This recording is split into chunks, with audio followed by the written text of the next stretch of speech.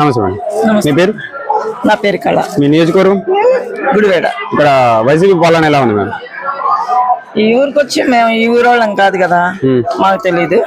అయితే స్పందన మాత్రం చాలా బాగుంది. ప్రతి పల్లెటూరుకి వెళ్తున్నాము, ప్రతి పల్లెటూరులో స్పందన చాలా బాగుంది. చాలా అంటే చాలా బాగుంది. ఈ సంక్షేమ పథకాలు బాగా అందుతాయని అంటారు జనాలకి? బాగానే అందుతున్నాయండి అందరికీ. ఇప్పుడు ఎక్కడ ఏది జరగకపోతే మాకు స్పందన ఉండదు కదా, జనాలు తిరగబడతారుగా. ఎక్కడ కూడాను అన్ని పూల వర్షమే, పూల వర్షం, కర్పూర హారతులు, దండలు, అవే తప్ప మాకేమి వేరే వ్యతిరేకంగా మాత్రం ఇప్పటి వరకు ఎవరు వ్యతిరేకంగా లేరు. మరి మీ నాన్నగారి పరిపాలన పనితీరు ఎలా ఉంటుంది మేము? ఇక్కడ ఎక్కడైనా సూపరేనండి. ఇక్కడండి ఎక్కడైనా ఆయన సూపర్ గానే చేస్తున్నాం. ఆయన నీట్ గా చెయ్యబట్టే కదా స్పందన మాకుంది. ఆయన పనితనం లేకుండా మాకు స్పందన ఉండదు కదా, తిరుగుబాటు ఉంటది. ఎవరు కూడా తిరుగుబాటు లేడు. 70 ఏళ్ల ముసలాడి కాడి నుంచి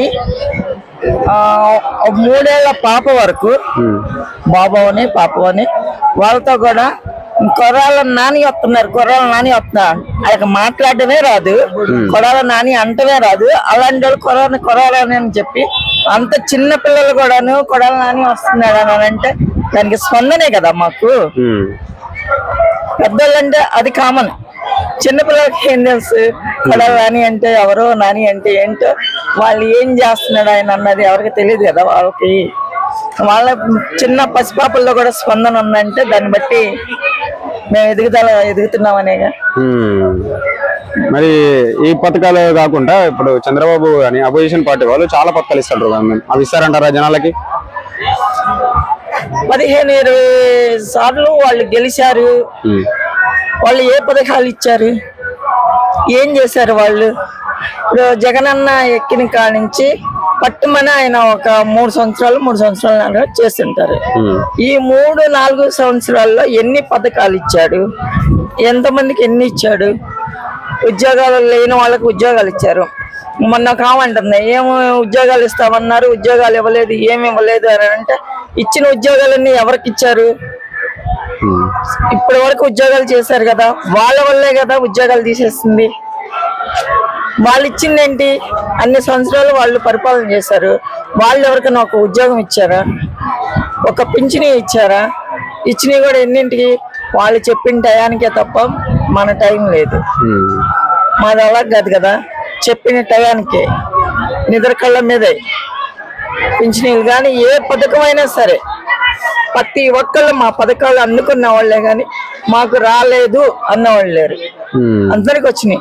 కుల మత భేద ఏమి లేకుండా అందరికి అన్ని పథకాలు ఇచ్చారు.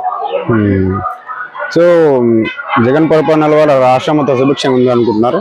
చాలా బాగుంది. రాష్ట్రం మొత్తం ఉండబట్టే కదా ఛాలెంజ్ చేశాడు జగన్ అన్న. ఇప్పుడు మీకు నా పాలన బాగుంది అని అంటే మీ బిడ్డగా, మీ కుటుంబంలో ఒక కొడుకుగా నాకు ఓటేసి గెలిపించండి. నా పరిపాలన బాగోలేదు అని అంటే నాకు ఓటు అయిపోకండి అని ఛాలెంజ్ ఇచ్చేసి తొడకొట్టి దమ్ము కొట్టిన వాళ్ళు ఎవరున్నారు? తొడకొట్టి దమ్ముగా మాట్లాడిన వాళ్ళు ఎవరో లేరు కదా. ఆయన ఛాలెంజ్ చేసి మాట్లాడాడు కదా. ఓటు వేయొద్దని చెబుతున్నాడు. నేను మీకు అన్ని రకాలుగా చేస్తేనే నాకు ఓటేసి గెలిపించండి, లేకుంటే నాకు ఓటు వేయొద్దన్నారు. మేము దొంగ పథకాలు ఇస్తాము, దొంగ మాటలు మాట్లాడతాం అని చెప్పి ఇవ్వలేదు కదా. సో దాదాపు ఎంత మెజారిటీ రావచ్చు అనుకుంటున్నారు ఇక్కడ? చూద్దాం. గెలిపోవటంలో పైన చేతుల్లో అంటే ఇప్పుడు మేము ఎన్నో వస్తాయి అనుకుంటే దాదాపు మీరు అనుకున్నంత అంటే ఈ ఊరి సంగతి మాకు తెలియదు కదండి. అదే గుడివాడ అంటే మేము చెప్తాము, వస్తే వాళ్ళ మీద ఎట్లేదన్నా మేము మెజార్టీలోనే ఉంటామండి. ఎంతని మేము ఛాలెంజ్ చేసి చెప్పలేము. వాళ్ళ మీద మాత్రం ఎప్పుడైనా అది పై చెయ్యే. ఈసారి 2024లో జగన్ గెలిపేయడానికి సిద్ధమంటారు? అయితే సిద్ధమే, యుద్ధానికి సిద్ధంగా ఉన్నాం. ఊగిపోతున్నాడుగా పావలాన్ని ఓక్కోకుండా స్టడీకి నుంచి మాట్లాడమనండి. వీళ్ళు ఏదేదో చెప్తున్నారు కదా, ఆ కథలన్నీ చెప్పుకోకుండా ఇప్పటికైనా వాగ్దానాలు అంటూ ఇస్తే, తెలుగుదేశం పార్టీ వాళ్ళు కానీ పావలా గాడి కానీ వాగ్దానాలు అంటూ ఇస్తే అవి చేసేటట్టుగా, ఆ పనులు జరిగేటట్టుగా వాగ్దానాలు ఇవ్వనండి. ఉయ్యాలు ఒక్కోకుండా స్టడీగా నిలబడి మాట్లాడమనండి. ఇక్కడ సింహం వచ్చేది గ్యారెంటీ, అక్కడ పులివెన్నెల బిడ్డ వచ్చేది guarantee. Please subscribe Dot News.